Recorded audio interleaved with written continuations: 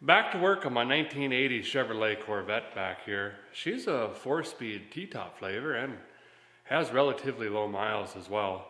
She had an engine fire, so I got to dig into that and get all that fixed up. Going to take the supercharger off, get her back to the original engine setup, clean up the interior, and I got to clean up the paint and polish that up as well. I even got some tires for it, got to put on this thing. And the reason for that is I did the right thing and traded it for a car sight unseen. So after I get finished, I'm going to jump in and drive this thing over 700 miles to eastern Michigan and swap it for another car. I mean, sounds like a very comprehensive, good plan. Nope. You ready? Yeah.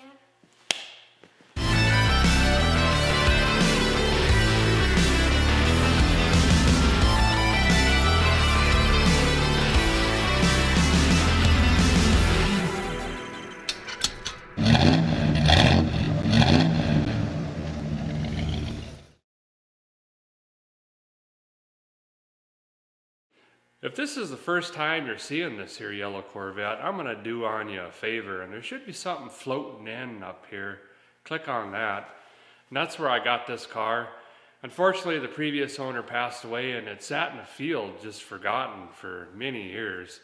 I scooped her up, and in a couple days I threw a supercharger on it, put it straight into a burnout competition. I have 4 miles total on this car, and that was all just spinning the tires. So I've never even actually driven it or put it on a highway per se. So I think we're gonna start by just opening up the cabin here. It was last summer the last time I even fiddled with this, so let's see what's inside. I got some parts, I see a gas jug, maybe even some good going to town gloves, I don't know. We get all of that cleaned out, then we'll open up the power barn, see what the horse looks like under there. I just kind of been ignoring it, to be honest, because I'm a little nervous, you know. After that competition in Florida, I just loaded this up on the trailer and then dumped it off outside, and it sat there until about 2 days ago. I brought it in here and cranked up the heat because it was just covered in snow and ice. Let her dry out a little bit, but I haven't been in it since. Man, I like these door handles. Neat idea. Whew, that smell. It's a very heavy fire extinguisher-ish, gasoline, moldish-ish. But I don't see ants scurrying everywhere.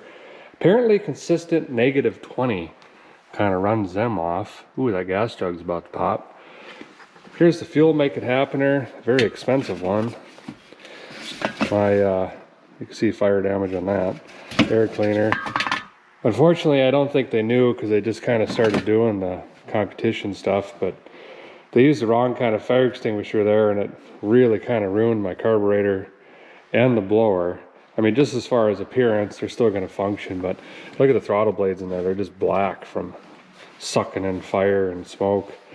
Fan actually gave me this after the show, and I think there's a quadrijet in that bag as well. That was really cool. He drove like, I think it was from Texas, just to come over and watch. That was pretty neat, but we'll start pulling all of this stuff out, see what we got going on in this. And I'm starting to quickly remember how disgusting this thing was. I'm not sure if I unhooked the battery or it's just dead, because keys rolled forward, got nothing going on, and I don't remember nothing buzzing or anything like that. So, but the good news again is we might have gotten rid of the ants. So if you've got an ant problem, just ship her up to Minnesota, let her sit outside for 4 months, and gone. And technically it's free. Guy figured he needs a table set up here, so when we pull all the stuff out, we just plop her on the table. I unfolded it and banged it on the ground, and look at this. 87,913.7 ants came falling out, and one was alive and kind of just started headed that way. This table just sat on the same trailer as that car. So, I mean, that just tells you how bad she was infested. It was nothing like I've seen before.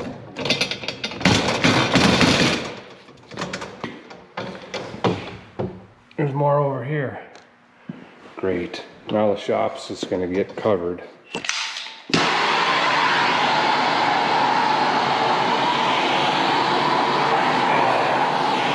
Smells like branding cattle. Little devils was behind protein. Anyway, Corvettes. Working our way through it, and this explains that new fresh mold kind of smell. I'm thinking the T-tops might leak just a touch. That thing's about ready to pop. Go ahead. Is there still airplane juice in here? Yeah, that's got some airplane juice. Save on that, it's pretty expensive. But I think we're gonna come back to this later, kind of let her air out a little bit, because it's, I mean, you could bite on it. I'm gonna get under the hood first. This is everything we pulled out of it. Nothing too intriguing other than my going to town moldy America shirt. Run that through the wash, she'll come back around. Q-jet in the bag. Ooh, new gasket, guess that's pretty nice. This actually fell out and hit the ground, unfortunately. That sucks really badly. Bent up my fuel line and throttle lever, but I gotta take this apart and rebuild it anyway. And I wish I could find the other one of these. These are my favorite Lincoln gloves. It's a premium leather. Guy can move his digits better in it. So I think where we're gonna start is under the power barn here. No sense in dolling everything up if we can't get it running and driving. So I had a little bit of a fire, kind of in this region, you know, right around here, and then a little bit over there. I had to take the fuel, make it happen or off to get the hood to kind of close while we towed it and while we stored it. But the plan is basically pull the lightning whirler off, get the charger off, see what kind of damage we got going on, fix any of the wiring, like all this stuff that's burnt together and melted, take off the rev limiter, put a different intake, get the Q-jet back on it. There's nothing wrong with Quadra-Junks. They're great carburetors. Folks just get scared of tuning on them.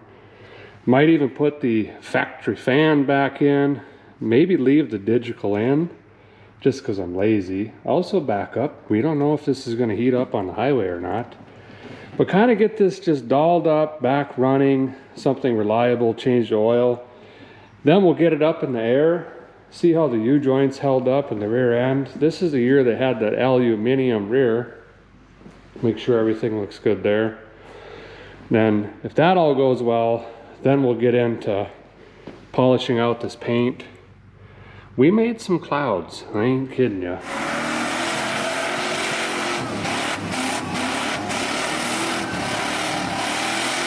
Get some different tires on it.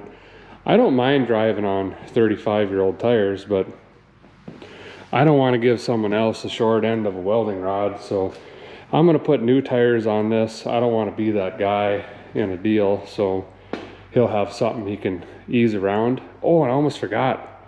I disconnected the rear brakes. Dang it. There's another 17 days. So I'll figure out the brakes too, I guess. Bleed on them. And then last, figure out what to do with this. This poor thing's been flooded more than a pirate ship, and I ain't kidding you. Got a little more room in here now. Got the lightning whirler off, got the lightning hoses laid back. Them might have survived. We'll look closer in a second, but gives us a little more room to gander in here.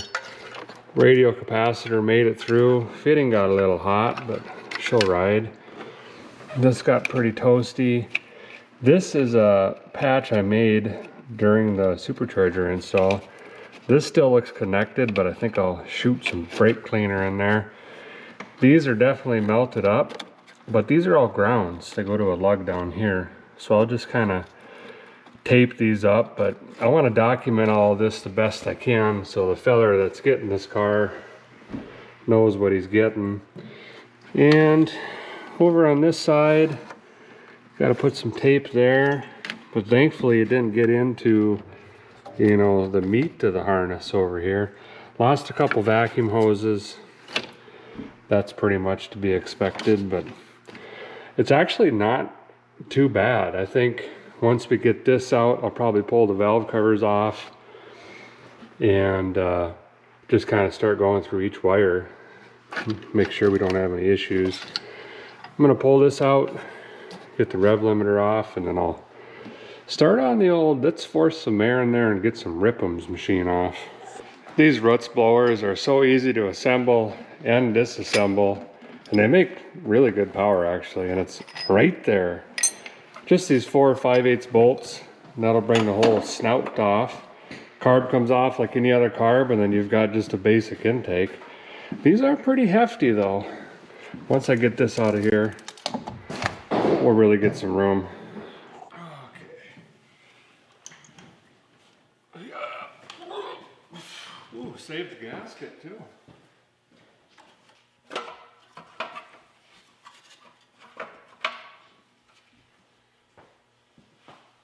So this is some of that fire extinguisher damage here.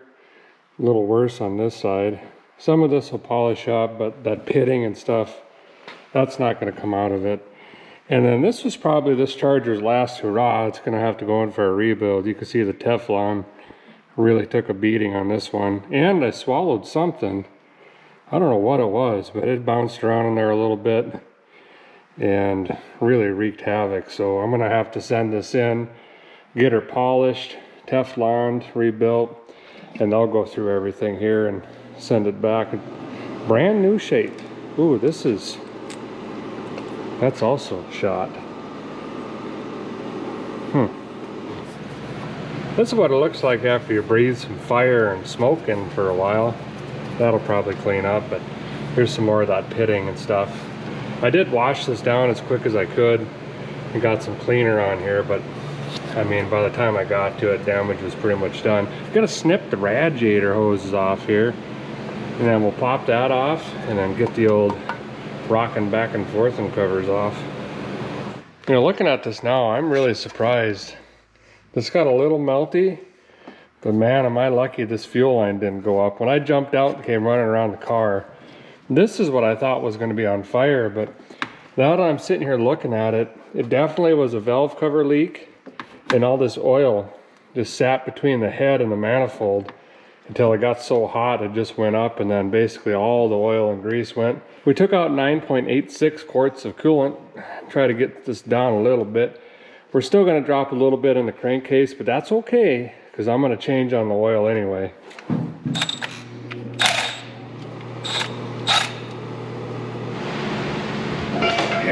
Yeah, get out of there. There's 2 of you. Wait, now 3. Wondering, why is the guy cleaning this up already when I don't even have these off yet? And that's just to save myself. You get the valve covers off and start to grinding and whirl-a-wheeling and whatnot, you're going to get a bunch of stuff up here in the top of the heads.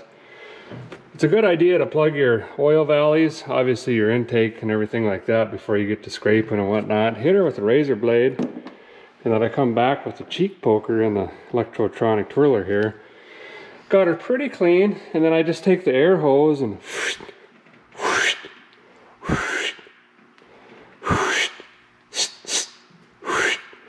and then it's pretty clean. Nothing bent down here. Some of you were commenting on that burnout video that they can't believe this didn't blow up, but listen, 2 minutes at 6,000 RPM ain't nothing for a small block Chevy. You either ain't owned a Chevy yet, or you're just not giving them enough throttle. That's what they're made to do, is just sing the national anthem. Gonna pop these off, see what we got going on over there. I think I might have some chromolators to pop on both sides. Then I gotta run down to the hardware store and get some gaskets and some gasket maker. I posted a comment in the other video, what do you call these here, guys? And overwhelmingly it was China wall. And then there was 104 of you that just said, the end of the block. Looked over the valve train and I think we're fine. I don't see any rocker arm studs that are pulled up, and I don't see any valve springs that are broken or anything like that. So everything's looking good. Here's a part of the valve cover gasket that was on this side, and they're just so dried up from sitting all those years, they just never stood a chance.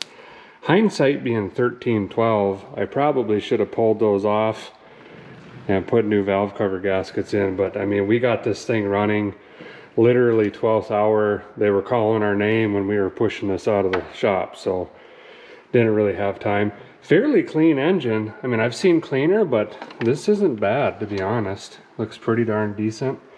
And I'm gonna run the casting number on the head here just for giggles.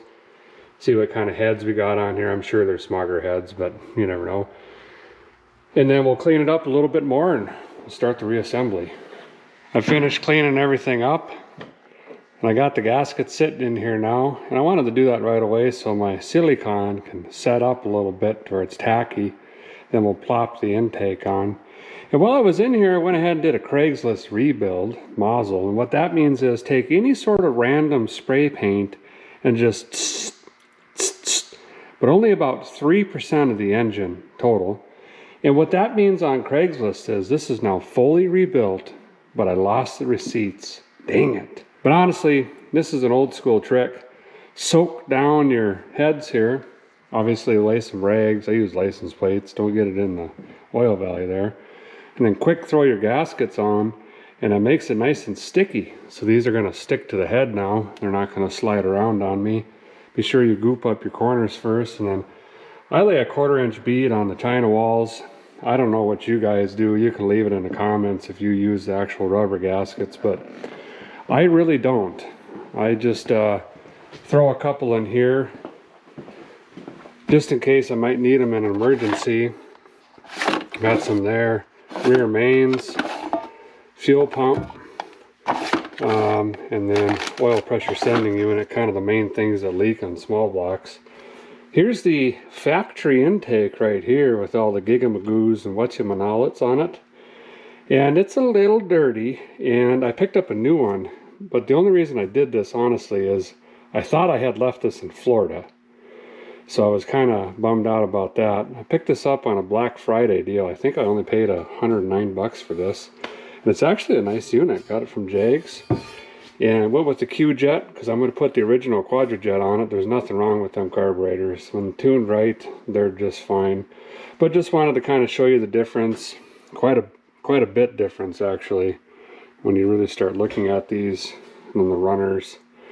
This one might be, although it's shorter on the bench, that's the belly, it might be just a scooch taller there, but not too worried about it. And of course this is a blower intake, but that with the case sits quite a bit higher. So let's go get this on, and that 4-nozzle fuel make it happener. Teach you a trick that I learned in the pits of NASCAR in '88. Nope, that didn't happen. But anyway, still relevant. Way down here is my valve cover bolt. She's a bugger to get to. You can't really put it in there with your fingers. So run some plastic into your socket, then stick your bolt in. And what that's going to do for you is she'll just hang on there. Well, after you get the bolt in, it just pops right off. Makes it super easy. Making some progress here. Threw the fan in since I got a little bit more room to get that done now. Got all the heating and cooling hoses on, got the lightning whirler in. I did roll it over just to make sure that I was at top dead center, because I think I moved the engine a scooch, tightening up the fan there. Got all the lightning hoses in. Things they're moving along a little bit. Had to find some different pipe fittings here to plugalize this up. And warning, warning, warning. These bolt provisions go all the way through. They don't bottom out. Like that one bottoms out. This is for a coil or points ignition. These bottom out. Them puppies go all the way through. So I had to put some bolts in there and some Teflon. And that's going to plug them up a little bit so we don't get any drippage. Also coming back on these heads, these are just basic Smogger heads, 76cc. They're 19415 valve. Nothing special, but it does show that the block, the heads, the intake, everything on this engine was originally factory, and there was nothing changed about it. Obviously, the guy did, I think he did some HEI upgrades, water pump, a couple other things you could see in the original video, but it's the original engine anyway. So now we're down to the fuel make it happener. Try to get that Quadrajet back on here. I left the bracketry on, so this I think I should be able to make this happen pretty quick. I got to find a 1-inch baffle for these different valve covers. We'll have to make some sort of fuel provision here. I am going to put another fuel filter in line up here. I pretty much always do that. But we're getting really close to firing. What does this go to? I don't know. Put it down there. Getting really close to firing this thing up again, which is pretty cool. See how it runs. Let her idle a little bit, get nice and hot. Then we're going to drop the oil out of her. Change on the oil again. And then we'll move on to the rest. I don't want to really say more just yet, but I promise you guys you're going to love this car that I traded this thing for. It's pretty awesome. So make sure you stick around for that. It's coming up soon. Got a 700-mile trip with this thing, then we're gonna snag her up. I might even drive that home. We'll see what happens. Probably not, yeah. I'll try, I'm sure. Got the Q-Jet plopped on. Gonna pull a vacuum off the booster here. Did put a clamp later on that. She's a little woggly. I got this plugged off for now, but I might run that down. There's a valve down here, right there, that runs on vacuum. And when that's open, it circulates coolant to the heater core. Pretty sure I'm gonna need that because everything's melted off. So I'm just gonna keep that on there for easy access. I am gonna run vacuum advance since we're gonna be on the highway, you know, 728 miles. So I'm gonna run that around front here. Got this plugged off. I always hang on to these, really common when folks do carburetor swaps. They just, you know, slice them off. I have like probably 200 of them in my toolbox, and that's exactly why. And I'll put a little filter in here. Save yourself some money. If you lose your bolts here to the Quadrajet, just go down to the Hardmore store. I'm running the thin gasket, not that big 1/4 inch one. So a 3.5 and a 1/4 inch washer, that's a 5/16 bolt, works just fine. If you're running the big, thick gasket on the bottom, get yourself a 4-inch bolt, and you cut about a 1/4 inch off, and these work just fine. Save you about 15-20 bucks, maybe more with shipping, I don't know, but it's a savings is what I'm saying. This is the gasket I use. Mr. Gasket was just laying on the shelf. You can see it's probably from the 80s, that's fine. Threw in a Wix filter up here on the fuel make it happener. So we're making progress pretty quickly up here. You're gonna be really surprised, but the battery on this was dead. And I can't find my good Century charger, so I did the right thing. Went to China Freight, got the cheapest one. Of course, this is another one of them units. Well, they won't even turn on unless they sense voltage. So I got a battery down here. She's clamp laded up. And then I'm running some fire hoses up into here.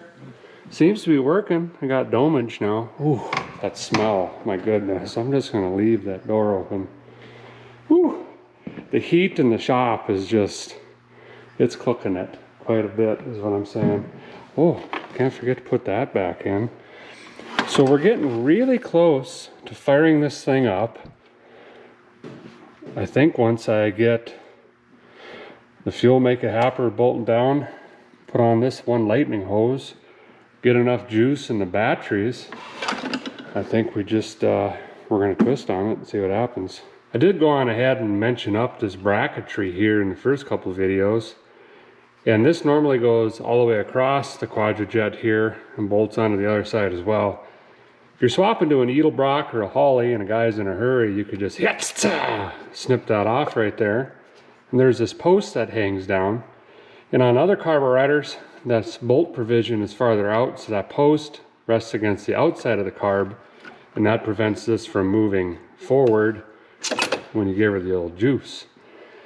Well, you can throw it right back on the Q-Jet because of that post. There's a hole in the actual base of the carburetor here, and this is as solid as can be still, so don't be afraid to hack them up if you're eventually going to go back.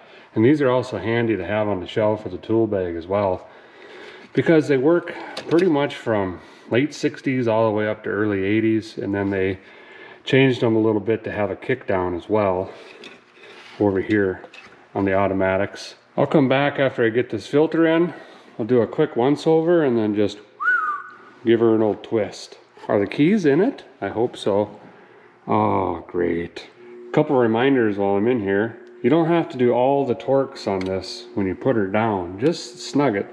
You know, if you're nervous about a leak and after she's running, you could spray some brake cleaner or something around the base. But if you go on and twisting on these, you're gonna warp her up pretty good. Also, don't forget your gasket underneath the lightning whirler there. Otherwise, you're gonna get a pesky leak underneath your lightning whirler stick.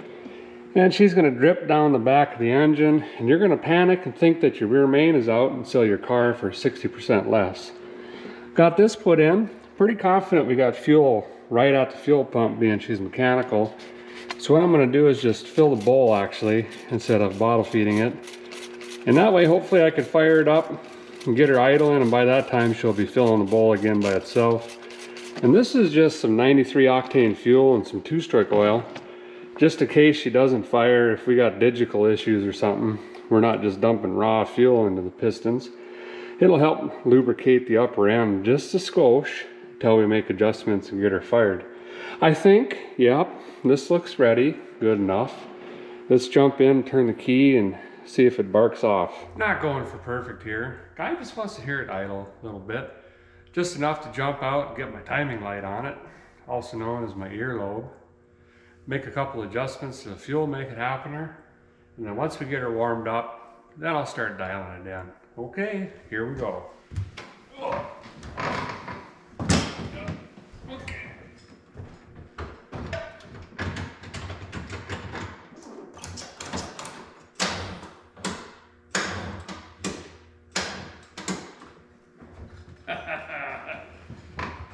Negative battery status. That's weird. Y'all might be wondering why I'm changing on the oil, since technically it has 0 miles on it. I just wanted to make sure that I don't have any metal shavings or anything in the oil.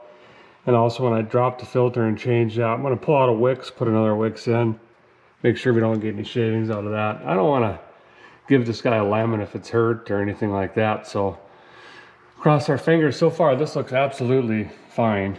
Very typical. Glad I got under here because I forgetting about the rear brake line here. I glued this in with some sort of epoxy. Got to try to get this out, get the rear brakes hooked back up, and then bleed on them. But while I'm under here, I was kind of poking around. The U-joints seem just fine. Had a little bit of concern about that, but everything back here is just telling me, let's go. Of course, the exhaust is going to be really annoying. I cut them like this, if you remember, so when it smokes, the exhaust was pushing the smoke out, and that did a really good job. Ooh, souvenir.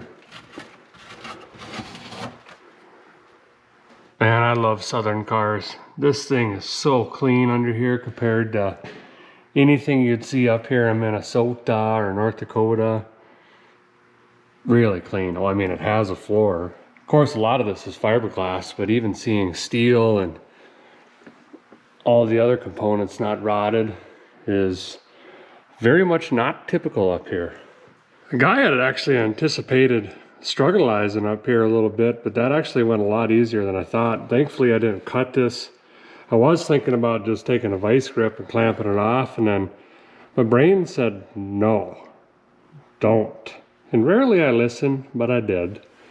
Here's that bolt, kind of neat. You can see the mark there where it hit the bell on the inside of that proportioning valve, and then that goop on there. It just made a crack noise and basically came right out. So that's good. Got the oil drained. I even greased everything up. I know that's weird. It's, you know, but everything's greased up. I think we're good down here. Bring it back down to the ground, top her off with some oil. And I took the tires off yesterday because I got to get some new tires on it. I suppose we could look at the, I think there's some bearings in there or something. Might as well look at them. So I just grabbed my test light here and made sure I pulled this off, and I'm not going to do it because this clip is broken and this just wasn't seated very good in here. But I discovered that when I took her off, I was getting juice, put the meter on it, just make sure you're getting 12 volts. I got a piece of rubber jacketing off a wire wedged in there with it to keep it nice and snug. So we'll give her another go here.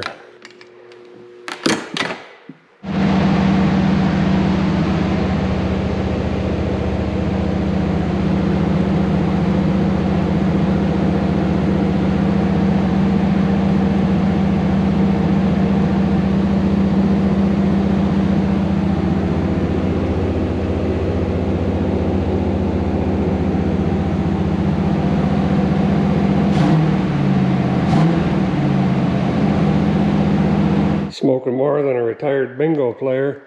Had to shut her down. Got a geyser just shooting out of this old hose up here. Got to figure out if I can get that clamp laid a little bit better.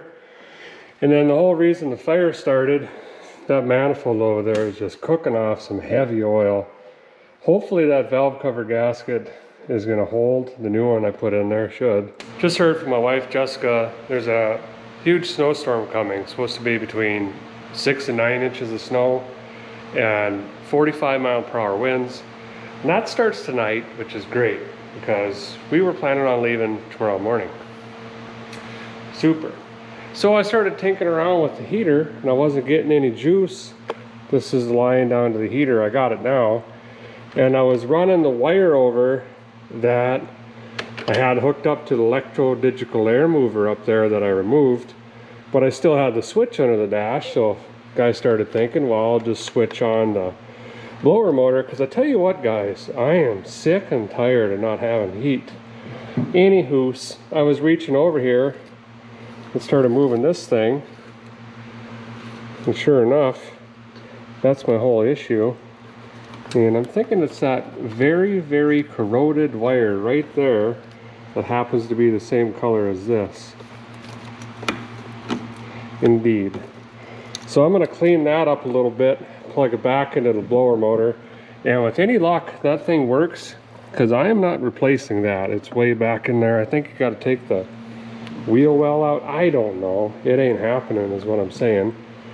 So I'm going to dink around with this a little bit and see if I can. Ooh, we're getting phases of lights. This is fancy. Oh, nothing. There it is. Guys wasted quite a bit of time here.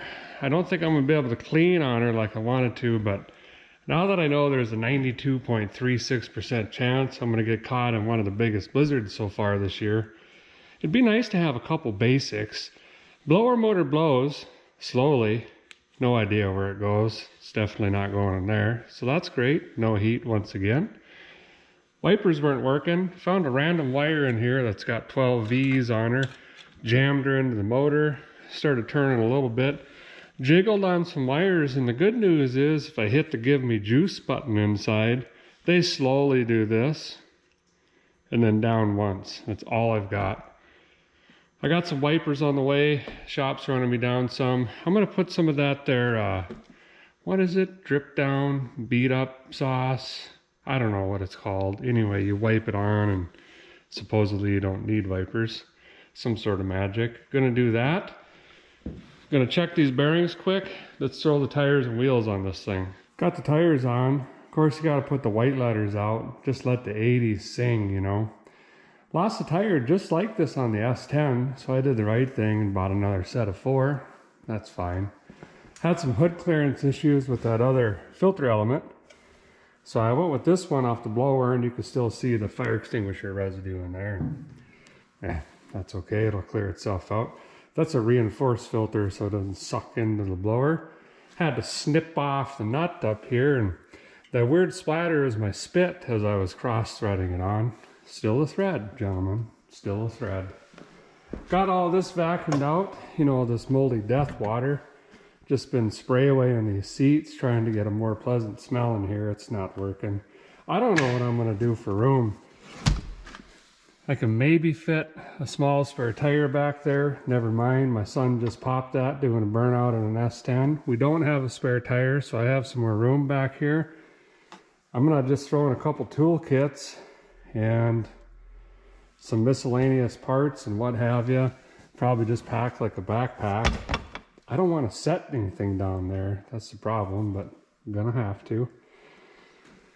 I don't even know if any of these gauges work. I don't recall. I mean, I know that I've got amp, I've got my oil pressure, and hopefully like the speedometer works and stuff, but I guess we're gonna find out. Pretty well good as this is gonna get in there. I'm gonna run home, throw a couple pairs of socks and a Garth Brooks shirt and a backpack. Grab a couple more things. Tomorrow morning I gotta leave early because we got that blizzard coming in. And this is not really the vehicle one wants to be in during a snowstorm, or so I'm told anyway. And basically first drive ever, and I Google machined it, it's 738 miles. It'll be fine. Well, she's the following morning. Got her all warmed up. She fired right up this morning. Got all my Milwaukee Power, Harbor Freight tools, jack, stuff like that. Got my battery jumper. This also doubles as my charge it upper thingy.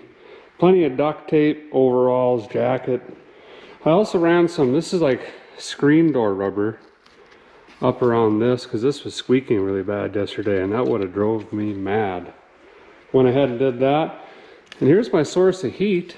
I got some, I don't know what these are, canned heat.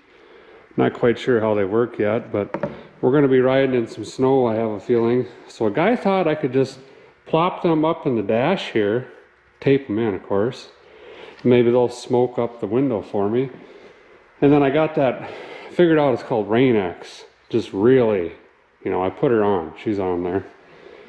So I think that's it. We're gonna call that good enough. You know, I've done this literally hundreds and hundreds of times. And no matter how much or how little you prepare, you always forget something. Or you say, I should have grabbed this. That's fine. We're gonna make it happen. Well, the weather stripping did nothing. Complete wind tunnel. Well, I guess it did shut down the squeaking. That's nice. I'll take it. This is officially the longest I've ever driven this. That's fine. We've only got 726 more miles to go. I've got a winter storm right on my tail. I drove through it this morning to the shop. It's freezing rain, really icy, and then it's got fluffy snow that comes right over top of it. It's not good. And these tires, if you watch the S10 video, they're about as worthless as you can get in the snow. Great. Up here there's a little gas station. I'm going to top it off. I don't know if the fuel gauge works. And we still have that nav gas in here. We should probably get some, you know, real life. Jam it on the interstate. Eastbound and down. Well, technically it's eastbound and up.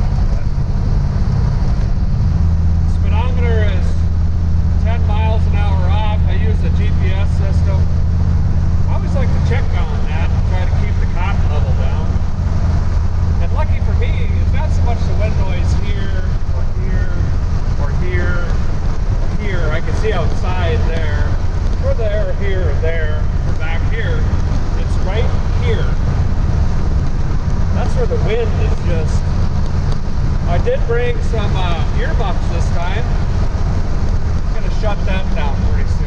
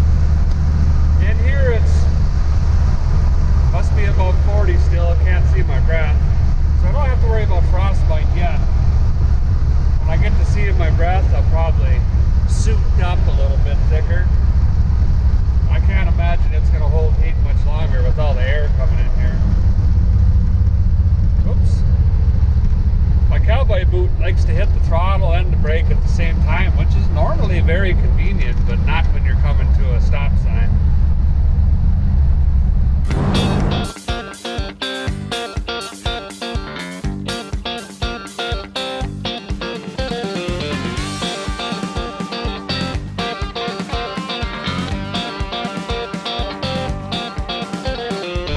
Yeah, just another day. Corvette in the blizzard. I'm just going to keep the skiddy pedal down. Hopefully I poke out the other end here. If I go too slow, I'll never make it out of this. I probably should have a coat on by now, but I don't want to stop and waste time putting it on, so we're just going to keep on going. Did jam this up in here. It helps with the noise, I suppose.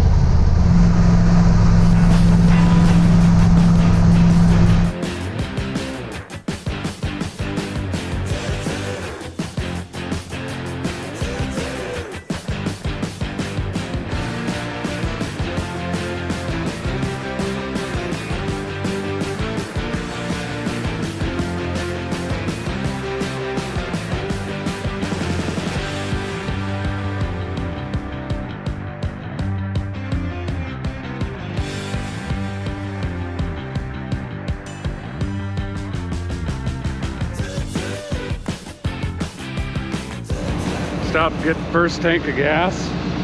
I only ran her down to about a half, but I just wanted to be sure, so filled that up. Threw the coveralls on. It's definitely getting cold and it's bringing in a bunch of water. I think that's all the snow and rain that came through. Settled down. The engine's running great. It's sitting there purring. I found this in there. The cigarette lighter don't work, but this here looks like she's got some wires hanging off her, and that battery is right behind the seat there, so I'm going to wire it in and then lay it down in that water, you know, and then some heat, fire, and electronic stuff will happen, and that might help a little bit. And I got the jacket ready just in case I need to layer up one more, but so far so good. I don't know how many miles in I am, but it ain't enough, I'll tell you that much. Got her wired in, and if you're wondering if you should buy one of these, nope, utterly useless, can't feel nothing. But I did want to show you this. I carry these with me, you know, the old wing nut style, and then I also carry the old clamp later down style, because you just never know what kind of battery fixings a guy's gonna have to get into. So that worked out pretty slick. Oop, gotta get my holder upper out of there. There. So yeah, I'll just toss this down in that water and continue to let it do nothing, and let's hit the road because that snow's catching up with us. I got the telephone jammed up in the visor here. It's kind of nice. I can glance up and see my speed, and I'm gonna try to go about 300 more miles today. And then I think I'm going to shut it down and get a motel. I can't do the drive 10, 14, 12, 9 hours a day. I just can't do it anymore.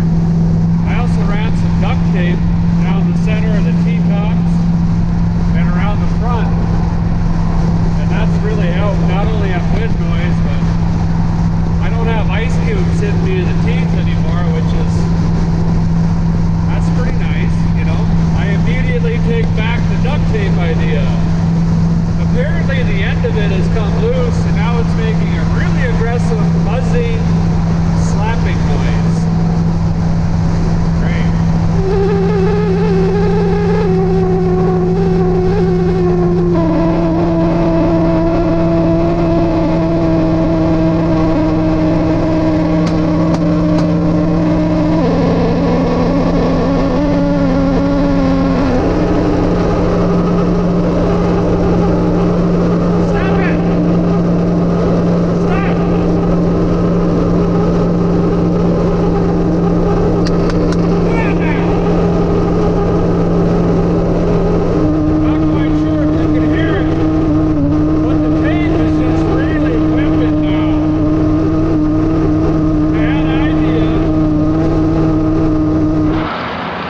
Yeah, so don't do this.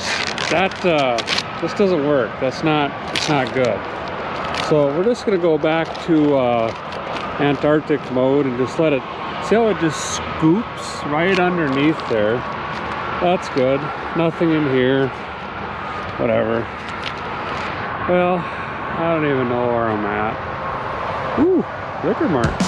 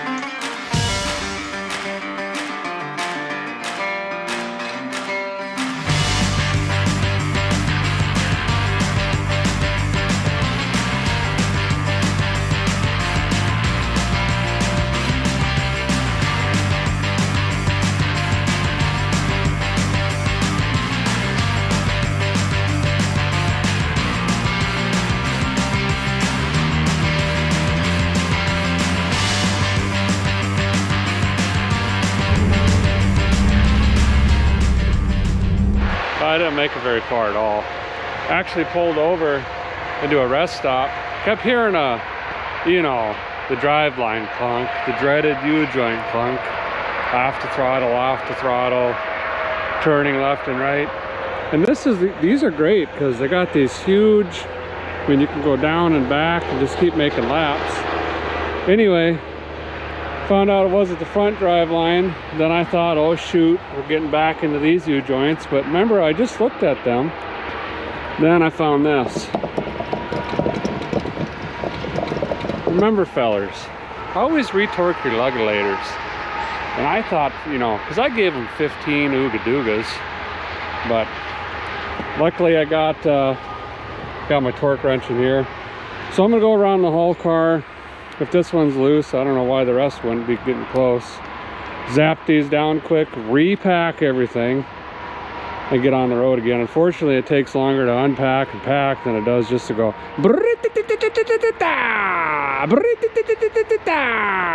But that's the way she goes. Well, I thought to myself, I wonder if a guy shouldn't look closer at this situation here. So I did. And what I think is going on is the 10 lug nuts on the rear of the car are actually dormant. And they're a 2-piece lug nut with the washer, because I misplaced the other 10 somewheres in Florida. And I think what's going on is the shaft of the lug nut is just a little bit too long, and it's bottoming out against, I guess it'd be the hub. I don't know. It's too long is what I'm trying to tell you if you'd listen. So the washers aren't quite snugging up against the wheel. This is loose, no wonder. So I took one off the front wheel, which is the OEM, you know, and threw that on the back wheel. And then I guess what we'll have to do, since now we're aware, is every gas stop we'll just ooga-dooga. The wheel is a little bit, you know, I'm just shutting down the snow vents. I think I've had enough. A couple of them hit me right in the eyeball, and as refreshing as that sounds, it's not. There we go. Ooh, this might be, oh yeah, this my body heat's getting her warm in here. Oh, ruined this now. Great, let's go.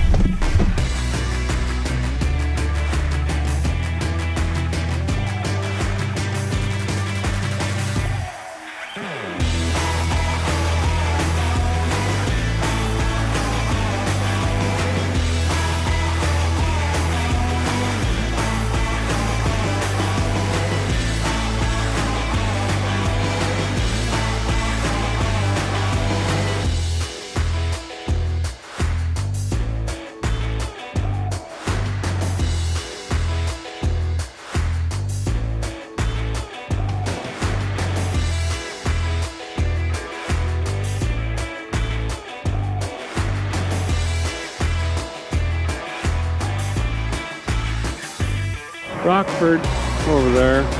Guy wants to wait until the sun's going down like this, where you have a limited amount of light left, then figure out why your headlights aren't coming on. Yeah, they're actually on, they're just down. And I got to remembering on this. This right here, I think, used to plug in to the manifold vacuum like this off of the PCV line. And I put a new line in there and lost that T. So I think what I'm gonna have to do is just jam this into this one, wrap some tape around it, fire it back up, and there's a vacuum canister down here that should operate these open, and then we'll make sure we got, I think I can already see that one. Yeah, so as long as we got one on each side, we'll be good to go, and less likely to get pulled over that way. I wonder if I got tails. Oh yeah, I got tail lips. We're good there. Got her dialed in. These are pretty cool how they flip up like that. Now my idle is doing this. So I'm 99.8% sure there's a massive vacuum leak, or 12, maybe 7, I don't know. There's a lot of them. But I'm gonna pretend that I didn't hear that, because I wanna make up some more ground. So let's get scooting.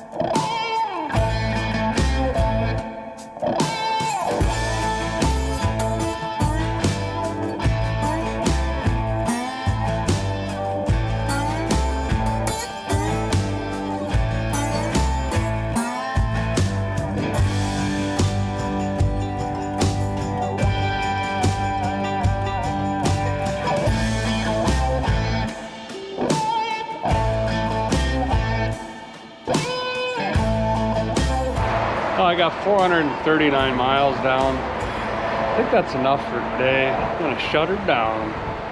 Gotta take advantage of these motels right now. They're so cheap, you know. I used to get like a Motel 2.6, but now I can get a Motel 9. Some of them got breakfast and coffee pots. Car's running really good. Windshield wiper started working out of nowhere. Apparently my switch is more corroded than the Oroville Dam. I didn't turn them off, I just shut the car off. Dome lights started coming on and off. Just took the old Leatherman and just deleted that real quick. We'll check everything in the morning. Basically, I'm gonna go find something to chew on and get a couple mountain sodas and a few hours of sleep. We'll see you in the morning. Good morning. 7:13 early a.m. clock. I don't like it. Got a couple hours of sleep because I woke up at about 3 and realized that I had left the title to the Corvette in the glove box. So I did the right thing and didn't come down. But luckily, the car's still here and I don't think anything got taken. I got most everything else already repacked. I just need to check the fluids here. Now we can hit the road. I always like to see, this looks like it's plugged in, but it's not. Now it is. A little bit of anti-theft. If you've got a coil system, take the coil wire off, put it on the lightning whirler, take a lightning whirler and put it on the coil. It won't run, but it looks like it's complete. Something leaking here. That's great. Just that hose up here again. And I think it's really quite about ready to pop. So I'm gonna pretend I didn't see that, and let's just wait till we're on the side of the interstate. Not sure what that is. Got cut off. This fix, clearly that held all night, so we got plenty of vacuums. We'll leave that alone. I didn't turn the wipers off, so this morning they should start going. Looks like it rained all night, but I didn't get a bunch in the cab, which is great. There's just a little bit in the floor, which is pretty typical. Thankfully it's clear today. I don't see a bunch of snow and stuff like that. And where was, oh, over here we got a Bass Pro shop. Either it's like a Speaker City, or maybe they'll have some fishing lures and propane. So I'm gonna go up there. I got one of those Mr. Heater, their buddies, gas, keep you warmer things. But I need one of the small tanks. Run up there and check that out, but I'm gonna tighten up the lugs and all the tires again. I gotta fuel up. I came in on fumes last night. I just wanted to get here, basically. So we'll go fuel up. And today I have about 4 hours, says the JIP system on the telephone. So for me, that's about 6. Great. Where's the gas station? I do see a Donald's. Black coffee. Oh, it rejuvenated oil. It's even fuller than full. Fine there. Go back. Let's go back in. What else do we need to check? Coolant. Yep. Okay, good. Yeah, I mean, she's looked over. Cold start, day 2. Shut these wipers down. Easy. There we go. 2, 3, 4 pumps.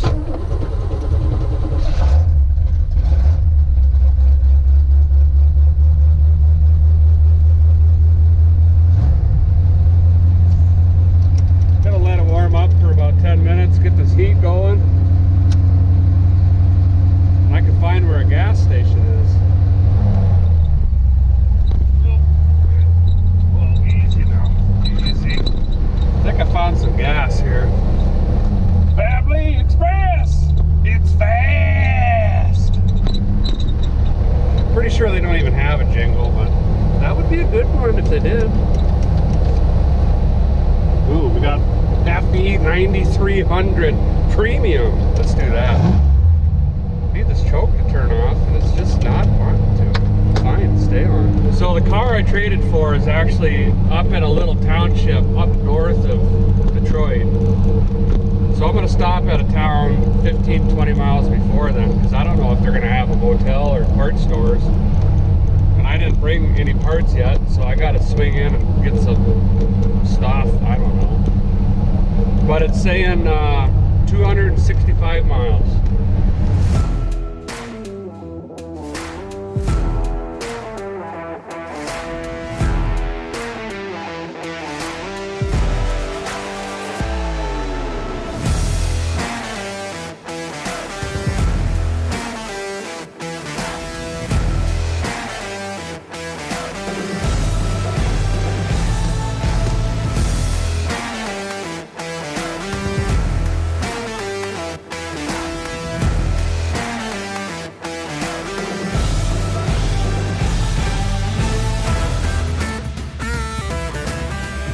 Well, we made it. I'm actually in Joseph's shop right now. And the car that I'm trading my 1980 Corvette for is back there in the corner. Over 700 miles through sleet, freezing rain, snow, even did some mud bogging to get back here. Car did absolutely amazing. This engine runs really good. I got exceptional fuel mileage. I never calculated it up, but 14, 15 at least. These tires surprisingly did well, even though they're more of a kind of a, I don't know, rain tread. All around, they did decent, not bad for the cheapest on Evil Bay. The only bugger is the weather stripping. That was not fun, having all that snow and wind and everything ripping through there. But I tell you what, guys, going from abandoned to revived to supercharged to burned to alive again, over 700 miles. Corvette did awesome. And another successful road trip. Of course, if you've been watching this long, I got to give you a sneak peek of the car I traded for. Hasn't ran in 10 years. Plan is get this thing running, driving, and just take her back home.